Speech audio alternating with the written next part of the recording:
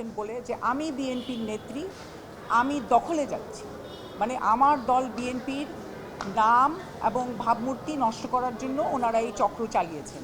এটা সম্পূর্ণ মিথ্যা।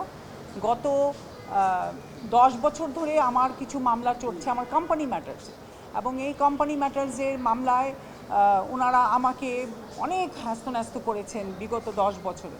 এবং শুধু হ্যাস্তন্যস্ত না, আমার এই বাড়িতে অনেকবার অ্যাটাক হয়েছে, এবং আমির হোসেন আমু ডাইরেক্টলি এই জিনিসগুলোতে সহায়তা করেছিলেন। এবং এখনও আমি মনে করি উনার যে কিছু লোকজন ঘুরে বেড়াচ্ছে, এবং তারা কিছুদিন আগে উনার মুক্তির দাবিতেও এই ঢাকা শহরে মিছিল করেছিল, তারা এখনও ফ্রিতে ঘুরে বেড়াচ্ছে। আওয়ামী লীগের লোকজন তারা আমাদেরকে এখনও হয়রানি করছে, এবং কিছু চক্র মিলে আমাদের দলকে, আমাদের দলের ভাবমূর্তিকে নষ্ট করার জন্য লেগে আছে, উঠে পড়ে লেগেছে। আমি বলতে চাই আপনাদের মাধ্যমে যে আমি কোনো অন্যায় করি নাই এবং করবো না, আর আমাদের দলের ভাবমূর্তি নষ্ট হবে আমি এমন কোনো কাজ করব না। আজকে 5ই অগাস্টের পরে কিন্তু প্রায় 1 বছর হয়ে গেল। আমি 1 বছর পর্যন্ত যদি কোনো দখলে না যেতে পারি, তাহলে আমি কেন এখনও দখলে যাব?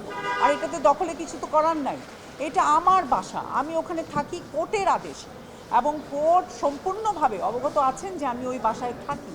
তো এখানে আমার দখল করার কিছু নাই, তবে স্ট্যাটাস কো এখনো বহাল আছে। বান্ডেল থাকলে প্রতি সেনমানিতে টাকা বাঁচবে।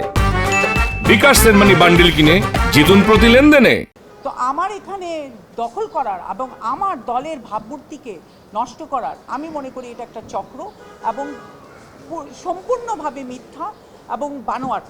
আমি চাই যে আপনাদের মাধ্যমে আইন শৃঙ্খলা বাহিনীকে এবং আমাদের বিজ্ঞ আদালতকে যে ওনারা এটার অবশ্যই একটা পদক্ষেপ নেবেন, এবং যারা এই চক্র চালাচ্ছে তারা তো অনেক টাকা লুটপাট করে বাংলাদেশ থেকে নিয়ে গেছে, এবং ক্যানাডায়, দুবাইতে তারা বহাল তবিয়তে আছে, এবং আমার কোম্পানির টাকা লুটপাট করে তারা নিয়ে এই আজকে বুর্জ খলিফায় অনেকগুলো প্রপার্টিজ 2টা পাসপোর্ট করে বানানো, এগুলো সব তথ্য আমার কাছে আছে।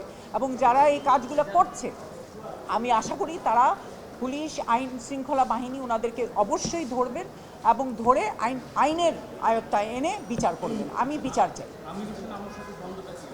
আমির হোসেন আমু, আমি অ্যাকচুয়ালি 2018-তে যে ইলেকশন করেছি ওইটা হলো আমির হোসেন আমুর কনস্টিটিউয়েন্সি। আমি ওনার প্রতিদ্বন্দ্বিতে ওইখানে ইলেকশন করেছি, এবং শুধু তা না, ইলেকশন করিনি, ওখানে তো অনেক মারধর হয়েছে ওই ইলেকশনের সময়।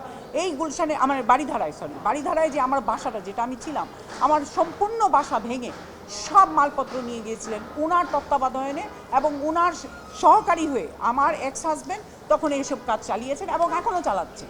এই যে গত 27 তারিখে যে অ্যাটাক হয়েছে, এখানে আপনি চিন্তা করে দেখেন 1 ঘন্টার ভিতরে আওয়ামী লীগের একটা ছেলে আমাদের জেলা ঝালকাঠিতে ওইখানে তারা একটা নিউজ করেছে, এই মিথ্যা নিউজ।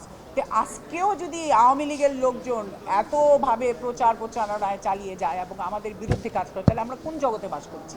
আমি এটার বিচার চাই। এখানে প্রেস ব্রিফিং, আমরা প্রেস রিলিজ করা হয়েছে, বলেন। আমরা আমাদের ক্লায়েন্টের পক্ষ থেকে একটা প্রেস রিলিজ দিয়েছি। মূলত উনি বিগত কয়েক বছর যাবৎ ওনার পার্সোনাল প্রপার্টি বিভিন্ন বিগত আমলে বিভিন্ন সরকারি হস্তক্ষেপে 2015 সাল থেকে বিভিন্ন প্রভাব বিস্তার করে ওনার সম্পত্তি দখলের পায়তারা চলছিল। সেগুলো নিয়ে কোর্টে বিভিন্ন সময়ে মামলা দায়ের হয়েছে এবং সেগুলো চলমান। এর মধ্যে উনি যখন কোর্টের আদেশ মূলে ওনার অ্যাপার্টমেন্টে উঠলো, সেটাকে নিয়ে একটা মিথ্যা অপপ্রচার চলছিল।